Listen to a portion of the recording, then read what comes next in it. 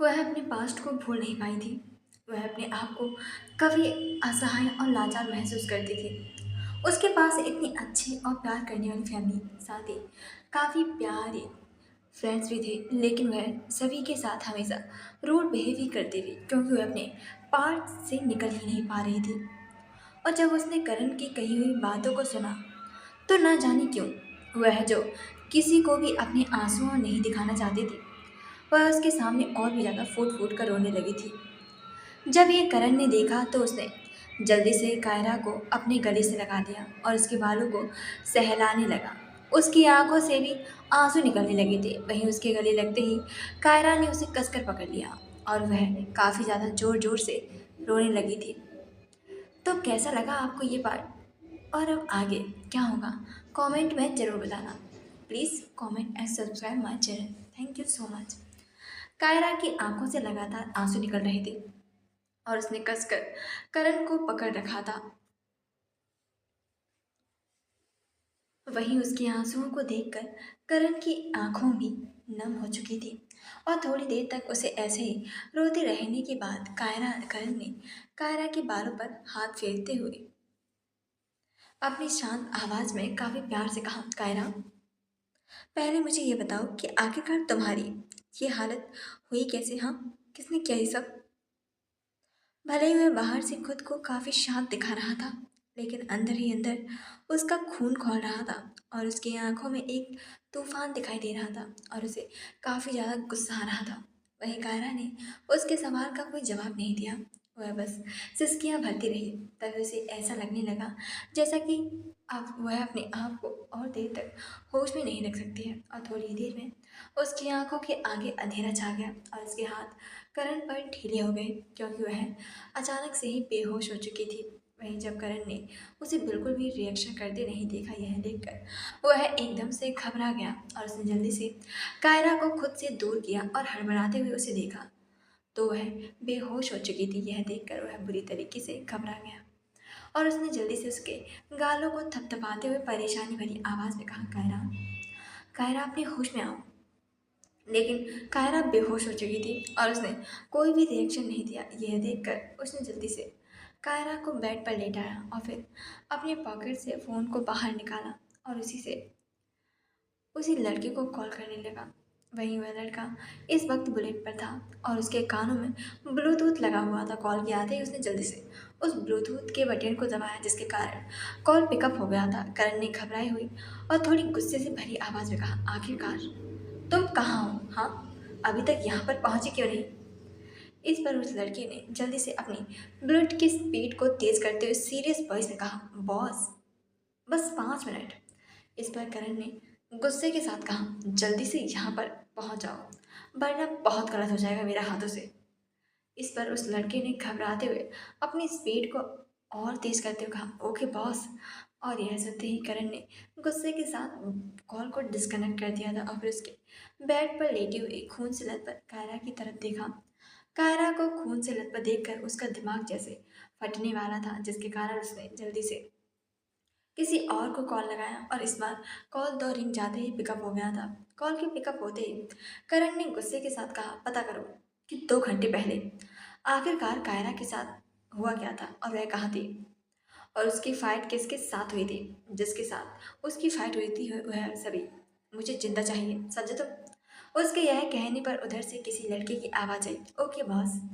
और यह सुनते ही करण ने फिर से कॉल को डिस्कनेक्ट कर दिया और उसने गुस्से से अपने हाथ की पकड़ को फ़ोन पर मजबूत करते हुए कहा, ये जिसने भी किया है उसने ठीक नहीं किया है। उसकी हिम्मत कैसे कायरा को चोट पहुंचाने की? मैं उन्हें छोड़ूंगा नहीं।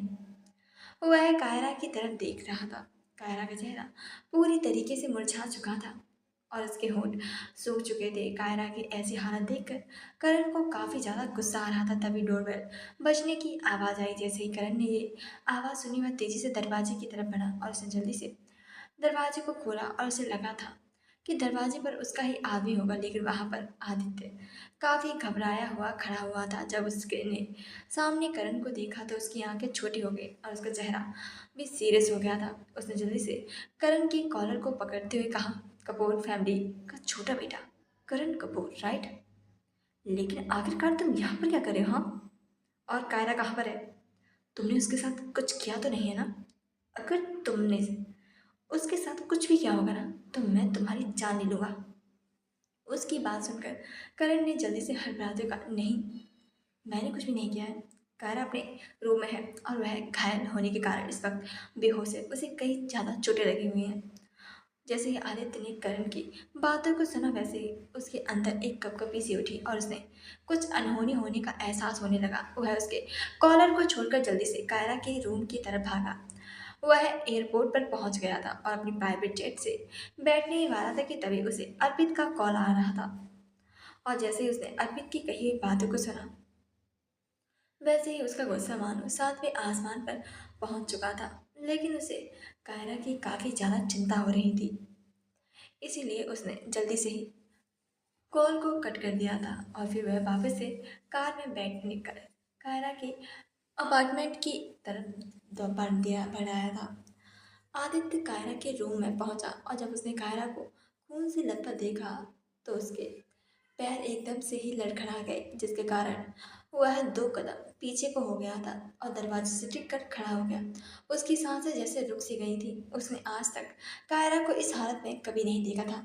हालांकि वो कई बार इससे भी ज़्यादा भयंकर चोट में वो घायल हुई थी, लेकिन फिर भी वह इतनी घायल उसने कभी नहीं देखा था। शायद कायरा हमेशा उसे बहुत सी चीज़ें छुपा लेती थी। भले ही वह उससे काफ़ी ज़्यादा चिढ़ता था, क्योंकि वह उससे बात नहीं करती थी, हमेशा उसे इग्नोर करती रहती थी, जिसके कारण उसे काफ़ी ज़्यादा गुस्सा भी आता था। लेकिन वह उससे कहीं ज़्यादा प्यार भी करता था, इसीलिए वह उसे सब कुछ छोड़ने के लिए कह रहा था।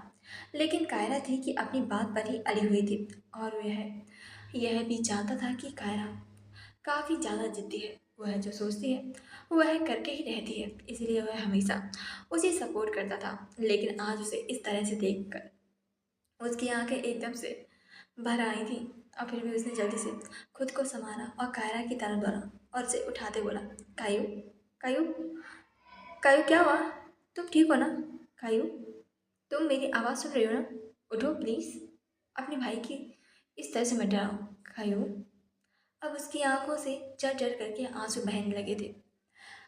तब तक करण भी वहां पर पहुंच चुका था। जब उसने आदित्य को इस तरीके से रोते हुए देखा, तो वह भी खुद को नहीं संभाल पाया और उसकी आंखों से भी आंसू निकल गए। वह जल्दी से आदित्य के पास पहुंचा और उसके कंधों पर हाथ रखते हुए कहा, "वह ठीक हो जाएगी, प्लीज़ खुद को संभालिए।" जब आदित्य ने करण की आवाज़ सुनी, तो उसने अपना सर घुमाकर अपनी आंसुओं से भरी आंखों से उसकी तरफ देखा और फिर कायरा की तरफ इशारा करते हुए कहा, ये सब इसके साथ कैसे हुआ और किसने किया ये सब? बताओ मुझे, मैं उसे छोड़ूंगा नहीं। उसकी बात सुनकर करण की आंखें गुस्से की वजह से लाल हो गई थी, लेकिन उसने अपने गुस्से को इस वक्त कंट्रोल किया और फिर नॉर्मल करते हुए थोड़ी नॉर्मल वॉइस में कहा, मुझे कुछ पता नहीं है, मैंने बस कायरा को बाहर इसी खून से लथपथ देखा था और मैं उसे हॉस्पिटल ले जाना चाहता था, लेकिन उसने मुझे मना कर दिया था। उसकी बात सुनकर आदित्य ने अपनी मुट्ठियों को कसकर बंद कर लिया था। वह कायरा की आदत को बहुत अच्छे से जानता था। कायरा को हॉस्पिटल बिल्कुल पसंद नहीं थे, जिसके कारण वह कितनी भी बीमार क्यों ना पड़ जाए, पर किसी भी हालत में वह कभी भी सीरियस कंडीशन में भी अपना ट्रीटमेंट घर पर ही करवाती थी। हॉस्पिटल में तो बिल्कुल भी नहीं। इसके कारण उसकी आंखें फिर से नम हो गई थी। तभी फिर से डोरबेल बजने की आवाज़ आई। यह सुनते ही दोनों ने एक दूसरे की तरफ देखा और फिर करण तेजी के साथ दरवाजे की तरफ भागा। उसने दरवाजे को खोला तो वहाँ पर वही लड़का खड़ा हुआ था। उस लड़के ने काफ़ी ज़्यादा सीरियस वॉइस में अपना सिर झुकाकर कहा, आई एम सॉरी बॉस, आपसे गलत बिहेव करने के लिए। अगर आप मुझे कोई सज़ा देना चाहते हैं तो वह भी मुझे मंजूर है। यह सुनकर करण ने गुस्से के साथ कहा, अगर ये हो गया हो तो जल्दी से चलो और अंदर आओ, और रही बात तुम्हारी पनिशमेंट की, तो मैं तुम्हें बाद में डिसाइड करूंगा, अंडरस्टैंड? यह सुनकर वह लड़का जल्दी से अंदर आया करण और करण से कायरा के रूम की तरफ लेकर गया और जल्दी से फिर उससे कहा, जल्दी से इसका इलाज करो, इसकी कंडीशन काफ़ी ज़्यादा खराब है, इसमें कुछ भी नहीं होना चाहिए, समझे तुम? बस इसका अच्छे से इलाज करो, वरना तुम्हारे लिए ठीक नहीं होगा, समझे तुम? और फिर करण ने आदित्य की तरफ देखते हुए कहा, ये एक डॉक्टर है और मैंने इसे कायरा के इलाज के लिए बुलाया है। यह सुनकर आदित्य ने उस लड़के की तरफ देखा। वहीं जब उस लड़के ने करण की बात सुनकर कायरा की तरफ देखा, तो उसकी आंखें मानो बड़ी बड़ी हो गई थी। वह हैरानी से करण की तरफ देखने लगा था। वह ड्रैगन ऑर्गेनाइजेशन ये ऑर्गेनाइजेशन अंडरवर्ल्ड की काफ़ी पावरफुल और बड़ी ऑर्गेनाइजेशन थी।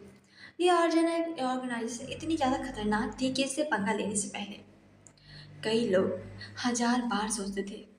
और उसी ड्रैगन ऑर्गेनाइजेशन का हेड था करण। लेकिन इस बात का कोई जानता नहीं था कि करण उस ऑर्गेनाइजेशन का ड्रैगन हेड है। क्योंकि करण एक कॉलेज स्टूडेंट था, लेकिन उस जितना खतरनाक और क्रूर इंसान भी कोई नहीं था। बड़े बड़े माफिया और गैंगस्टर उसे डरा करते थे। पूरी अंडरवर्ल्ड उसकी मुट्ठी में थी। फिर ये कह सकते हैं कि वह पूरे अंडरवर्ल्ड का किंग था। वह चाहे तो कुछ भी कर सकता था। और वह लड़का इस वजह से शौक था क्योंकि आज तक के रिकॉर्ड में ड्रैगन हेड को किसी भी लड़की के साथ नहीं देखा गया था, बल्कि उसके ऊपर ऑर्गेनाइजेशन की कई सारी लड़कियां भी मरा करती थी। लेकिन आज तक उसने किसी भी लड़की की तरफ अपनी आंख उठाकर तक नहीं देखा था। इसलिए वह हैरान था कि आखिरकार ये लड़की है कौन, जिसके कारण करण के चेहरे पर घबराहट और चिंता है। वो भी इस हद तक कि आज उन्हें ऑर्गेनाइजेशन का प्रयोग करना पड़ा।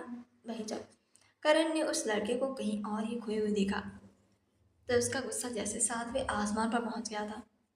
और उसने गुस्से से चिल्लाते हुए कहा, कार्तिक, क्या तुम मेरे हाथों से मरना चाहते हो?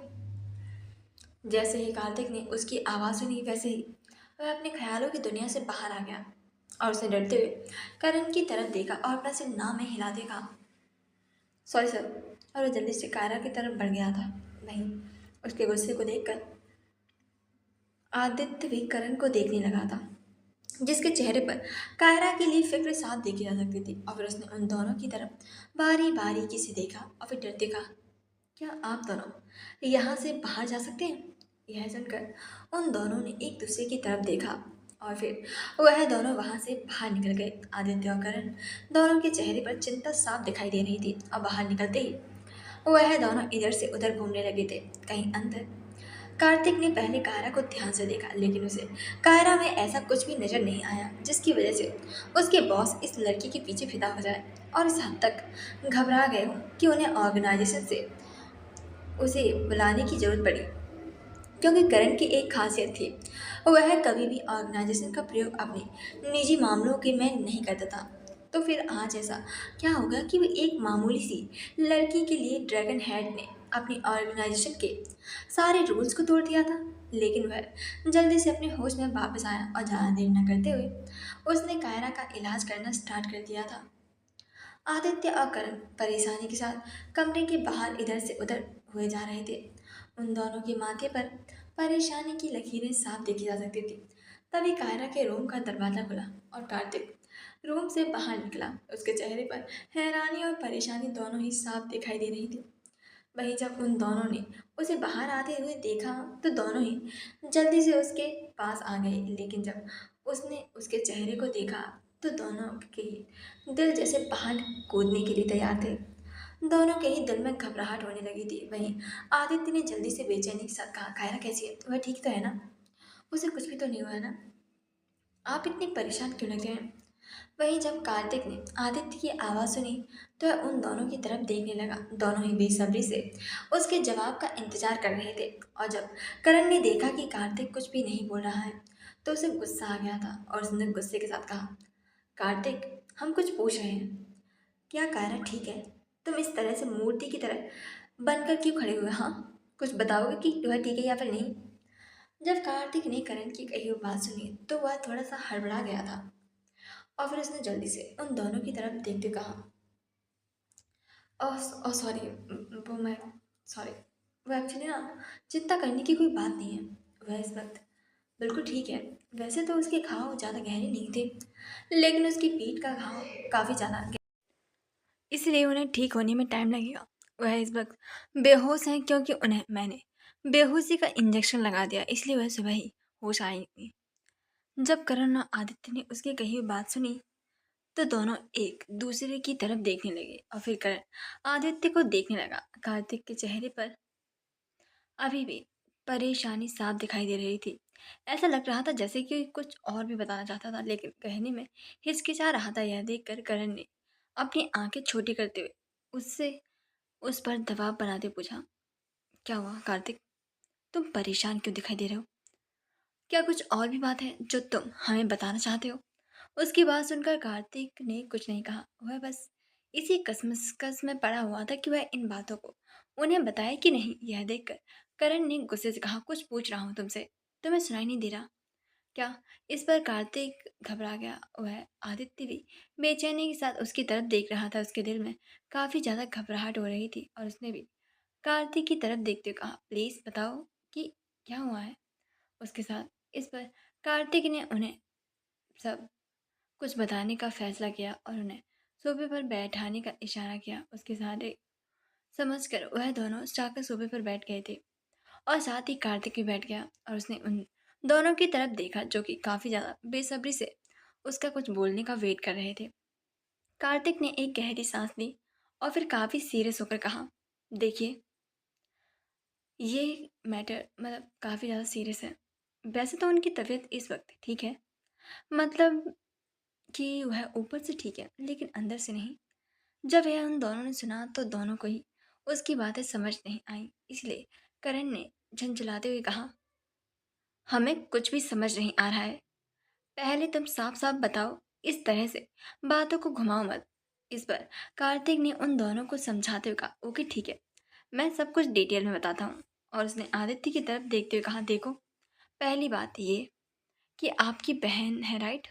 इस पर आदित्य ने जल्दी से अपना सिर हाँ में हिलाते हुए कहा, हाँ। जिस पर कार्तिक ने आगे कहा, फिर तो आपको उसके बारे में सब कुछ पता होगा ना, कि वह क्या करती है, कैसी है, कहाँ जाती है। इस पर आदित्य ने कुछ नहीं कहा। वह सब कुछ कायरा के बारे में जानता था लेकिन वह किसी को भी बता नहीं सकता था। इसलिए उसने झूठ बोलते कहा, नहीं मुझे नहीं पता, और वैसे भी वह एक स्टूडेंट है तो पढ़ाई ही करती होगी। इस पर कार्तिक ने मना करते हुए कहा, नहीं, इसके अलावा और भी बहुत कुछ है जो कि उनके बारे में कुछ अजीब है।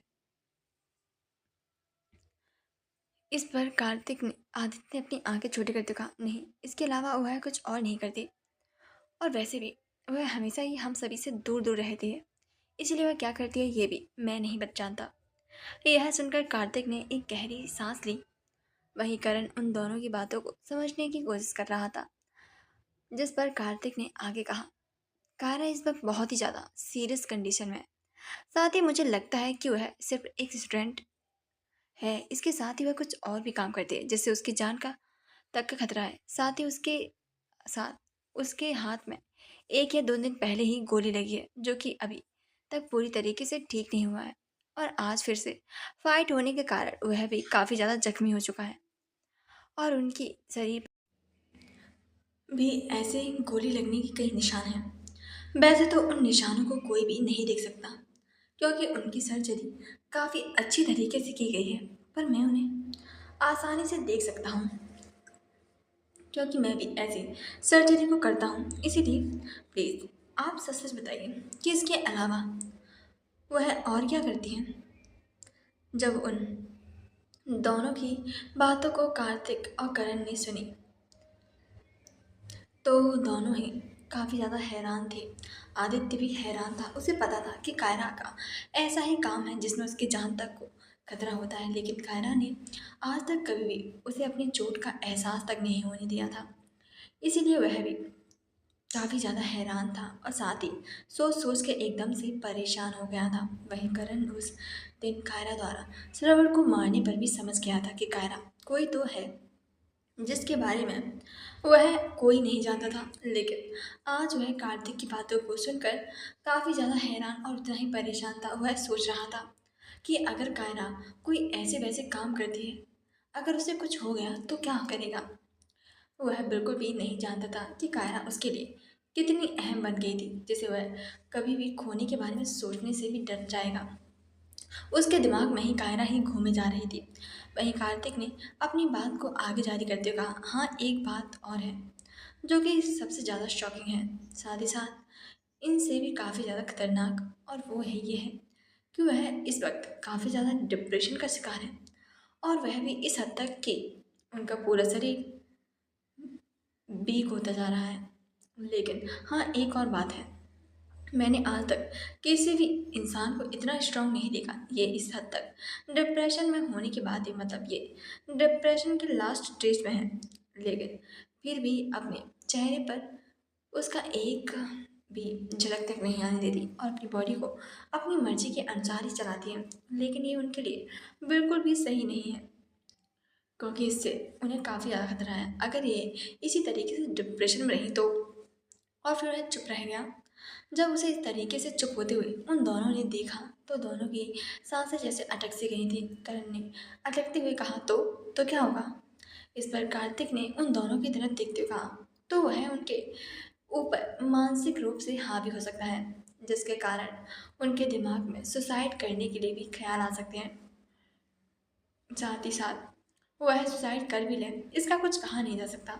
जब कार्तिक की कही हुई बातों को करण और आदित्य ने सुना तो दोनों की ही आंखें खुली की खुली रह गई थी। दोनों ही काफ़ी ज़्यादा शॉक नजर आ रहे थे। उन्होंने ये सब कभी भी सोचा भी नहीं था। वहीं आदित्य ने भी आज तक ये नहीं सोचा था कि इस हद तक कायरा डिप्रेशन में जा सकती है। वहीं करण जानता था कि ऐसा कुछ तो हुआ है कायरा के साथ, जिसकी वजह से वह इस तरीके से डिप्रेशन में है, लेकिन उसे कुछ भी पता भी तो नहीं था।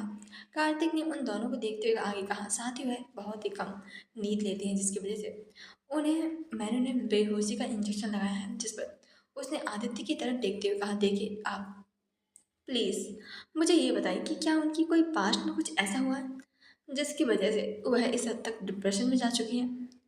ऐसा कुछ जिसकी वजह से वह पूरी तरीके से टूट चुकी हैं और साथ ही बदल भी गई हैं? कुछ हुआ था क्या? उसकी बात को सुनकर करण भी आदित्य की तरफ अपनी सवालिया भरी नज़रों से देखने लगा था, क्योंकि वह भी इस सवाल के जवाब के बारे में जानना चाहता था। इस पर आदित्य ने आगे कहा, हाँ, बचपन में उसके साथ एक हादसा हुआ था। ये सुनकर कार्तिक ने जल्दी से कहा, कैसा हादसा? इस पर आदित्य ने कुछ नहीं कहा और वह चुप हो गया, क्योंकि कायरा ने इस बात को किसी को भी बताने से मना किया था। इस पर कार्तिक ने उस पर दबाव बनाते हुए कहा, देखिए मिस्टर आदित्य, प्लीज़ आप, अगर आप चाहते हैं कि आपकी बहन ठीक हो जाए, इसके लिए आपको ये तो बताना ही होगा कि आखिरकार उनकी लाइफ में हुआ क्या था। ये सुनकर आदित्य ने उसे सब कुछ बता दिया, बताने का डिसाइड कर लिया था और उसने सब कुछ बताना स्टार्ट किया।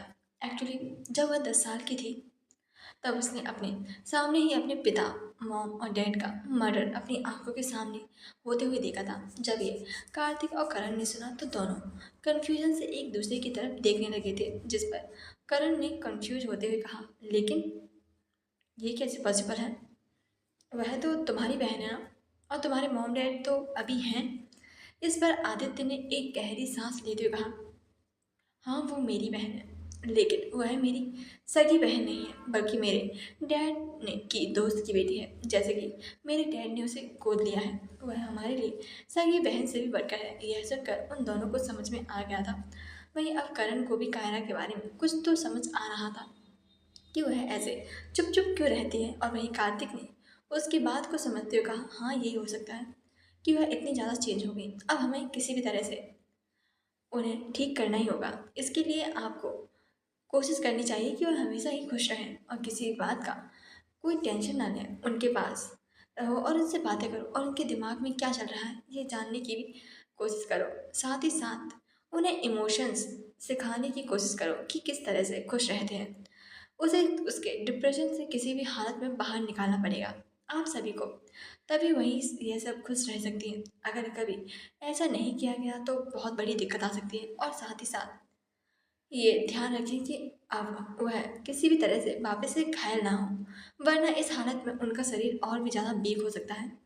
उन्हें ज़्यादा से ज़्यादा रेस्ट करने की बहुत ही ज़्यादा ज़रूरत है। मैं उनके लिए कुछ दवाइयाँ रेकमेंडेड कर देता हूँ, साथ ही एक डिस्क्रिप्शन भी दे देता हूँ। उस हिसाब से उन्हें डेली दवाइयाँ खिलानी है। वहीं उसके बाद सुनकर आदित्य और करण परेशान हो गए थे। वहीं कार्तिक ने उन्हें कायरा की कंडीशन और दवाइयों के बारे में सब कुछ बताकर वहाँ से चला गया था। उसके जाने के बाद आदित्य ने अपना सर पकड़ लिया, उसकी आंखें नम हो गई थी और उसने अपनी आंखों के साथ कहा, यही सब कुछ मेरी गलती है। मैंने उस पर कभी ध्यान ही नहीं दिया और ना ही कभी ये सोचा था कि वह इस हद तक डिप्रेशन में जूझ रही होगी। मैं सच में बहुत ही केयरलेस भाई हूँ। जब करण ने उसकी बात सुनी तो उसने उसके कंधे पर हाथ रखते हुए कहा, प्लीज़ अब आप अपने आप को दोष मत दीजिए, और जो होना था वह तो हो गया ना। अब हमें ये ध्यान देना चाहिए कि कायरा को इस सिचुएशन से बाहर कैसे निकाला जाए।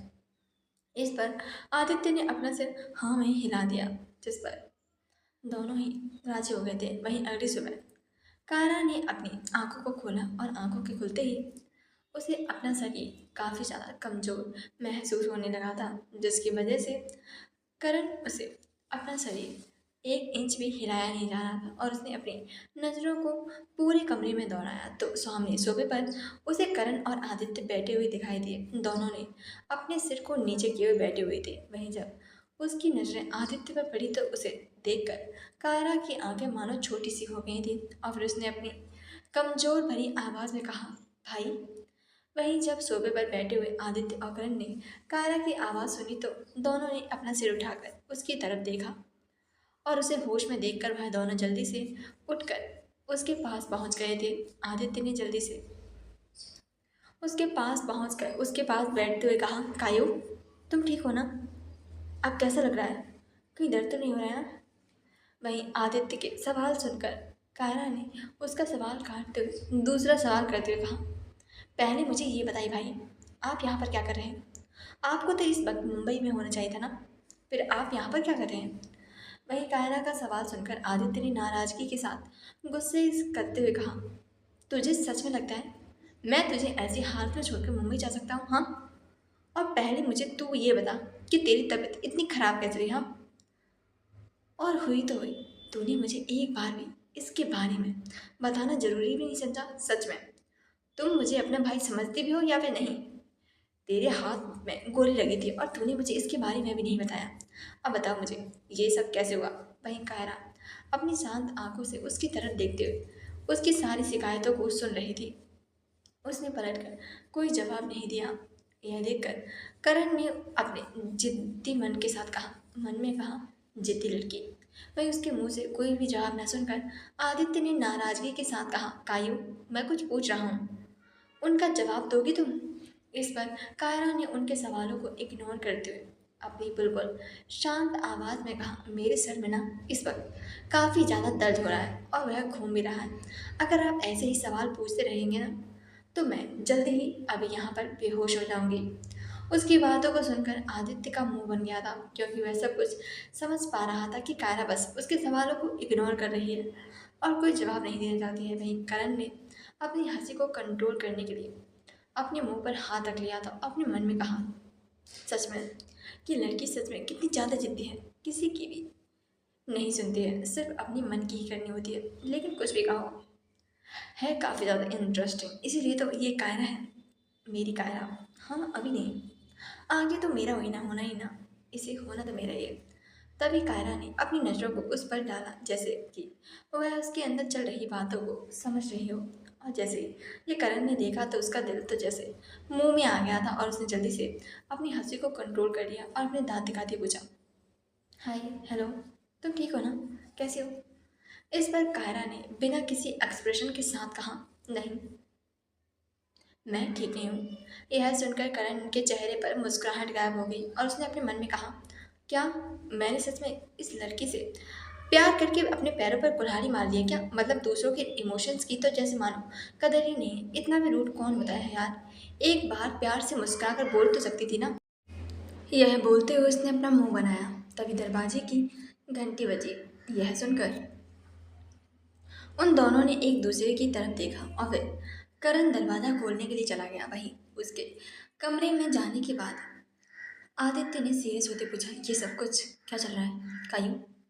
मैंने तुमसे पहले ही कहा था कि अगर तुम्हारी हेल्थ पर बात आएगी तो मैं तुम्हें ये सब बिल्कुल भी नहीं करने दूंगा।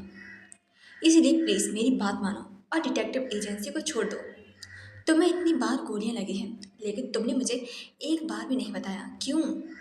अगर मुझे आज ये सब पता ही नहीं चलता तो मैं तो कभी जान ही नहीं पाता इन सब के बारे में कि मेरी बहन ने इतना सब दर्द भी झेला होगा। जब कायरा ने उसकी कही हुई बातों को सुना तो उसकी आंखें छोटी हो गई थी, और फिर उसने सभी बातों को नज़रअंदाज करते हुए एक सवाल पूछा, मेरा ट्रीटमेंट किसने किया था? यह सुनकर आदित्य ने अपने गुस्से को कंट्रोल करते हुए कहा, पहले मेरे सवालों का जवाब दो, उसके बाद मैं तुम्हें बताऊंगा। इस पर कायरा ने अपनी बात पर अड़े रहते हुए कहा, नहीं, पहले आप बताइए कि मेरा ट्रीटमेंट आखिर किसने किया था। इस पर आदित्य को काफ़ी ज़्यादा गुस्सा आ रहा था, लेकिन वह यह भी जानता था कि वह उसकी बात को बिल्कुल भी मानने वाली नहीं है। इसीलिए उसने जवाब देते हुए कहा, वह करण का कोई दोस्त था। यह सुनकर कायरा सोच में पड़ गई और उसने अपने मन में कहा, ऐसा भी कौन सा दोस्त है हाँ, जिसने मेरी स्पेशल सर्जरी होने के बाद भी मुझे गोली लगी थी ये जान लिया। यह तो वही जान सकता है जो इन सब में चीज़ों में काफ़ी ज़्यादा एक्सपर्ट हो, और वह काफ़ी ज़्यादा सोच में डूब गई थी। उसे खोया हुआ देखकर आदित्य ने कहा, कायरा, मैं तुमसे कुछ पूछ रहा हूँ, क्या तुम अब जवाब दोगी या फिर नहीं। इस पर कायरा ने अपने हाथ में आवाज जवाब में कहा, मैं 139 डिटेक्टिव एजेंसी को छोड़ दूंगी, लेकिन रोहित सिंह को बर्बाद करने के बाद, और यह आप अच्छी तरीके से जानते हैं, इसलिए बार बार यही सवाल ना पूछा करें। यह सवाल सुनकर आदित्य चुप हो गया, लेकिन वह काफी ज्यादा परेशान भी नजर आ रहा था। उसने गुस्से के साथ कहा, अगर ऐसे ही बात है तो मैं ही उसे बर्बाद कर देता हूँ ना, तुम्हें कोई भी जरूरत नहीं है ये सब करने की। यह सुनकर कायरा की आंखें गुस्से की वजह से लाल हो गई थी, और फिर उसने गुस्से के साथ कहा, आपको ये सब करने की कोई ज़रूरत नहीं है, अब बिल्कुल भी नहीं है। उसको बर्बाद तो मैं खुद अपने हाथों से ही करूँगी। इसलिए प्लीज़ भाई, आप इन सब में इंटरफेयर ना ही करें तो सबसे अच्छा रहेगा। यह सुनकर आदित्य परेशान होते हुए बोला, लेकिन इस पर कायरा ने इरिटेट होते हुए कहा, भाई प्लीज़, आप जानते हैं ना मैं नहीं मानूंगी। यह सुनकर आदित्य ने एक गहरी सांस ली और फिर गुस्से को कंट्रोल करते हुए कहा, हाँ ठीक है, लेकिन इसके लिए तुम्हें अपनी सेहत का ख्याल तो रखना होगा ना, और तुम्हें अभी भी सेहत में काफ़ी ज़्यादा लापरवाही बढ़ती जा रही है। क्या मैं तुम्हें पता नहीं है कि तुम किस हद तक। और वह इसके आगे कुछ बोलता उससे पहले ही अर्पित जल्दी से दौड़ता हुआ उस रूम के अंदर आया और फिर आते हुए चिल्लाते बोला, कायरा, कायरा तुम ठीक हो ना, तुम ठीक तो हो?" वहीं कायरा आदित्य की बात को काफी गौर से सुन रही थी, और जब उसने अर्पित की आवाज सुनी तो वह उसकी तरफ देखने लगी। वहीं अर्पित आदित्य भी कायरा की तरफ ही देखने लगा था, और फिर अर्पित जल्दी से कायरा के पास आया और हड़बड़ाते बोला, कायरा यार, तो ठीक तो है ना।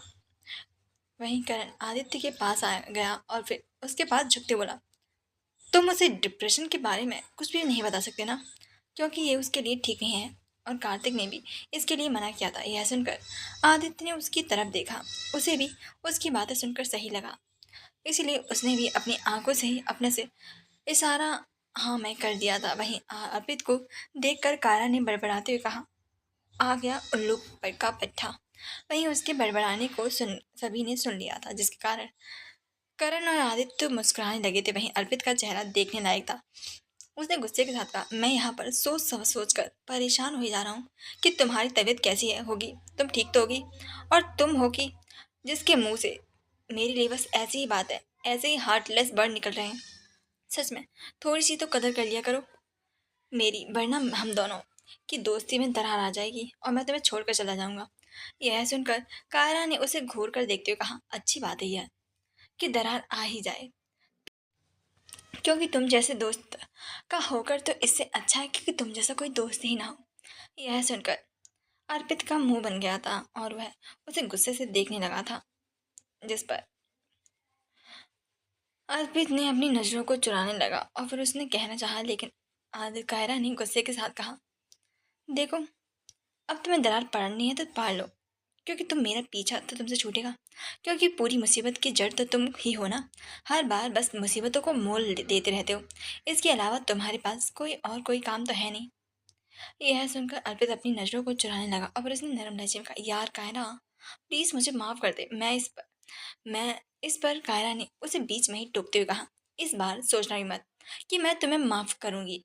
अगर मैं इस वक्त घायल ना हुई होती ना, तो मैं तुम्हारी 206 हड्डियां तोड़ चुकी होती और किसी हॉस्पिटल में हॉस्पिटलाइज्ड भी करवा चुकी होती, जिसकी वजह से फिर तुम कभी भी ऐसी मुसीबत को अपने सिर पर लोगे ही नहीं। यह सुनकर अर्पित ने उदासी के साथ अपने चेहरे को झुका लिया था, साथ ही उसके चेहरे पर डर भी साफ दिखाई दे रहा था। वहीं उन दोनों की बात सुनकर आदित्य और करण मुस्कुरा रहे थे। वहीं जब कायरा ने उन दोनों को मुस्कुराते हुए देखा तो उसने घूरते हुए कहा, मुझे अब आराम करना है, तो प्लीज आप सभी लोग यहाँ से बाहर जा सकते हैं। यह सुनकर सभी ने एक दूसरे की तरफ देखा और फिर करण ने जल्दी से इसकी उसकी फिक्र करते हुए कहा, नहीं, मैं तुम्हें अकेला छोड़कर नहीं जाना। यह सुनकर कायरा उसे घूर कर देखने लगी थी। तो आगे आगे स्टोरी सुनने के लिए प्लीज सब्सक्राइब जरूर कर ले। Thank you so much.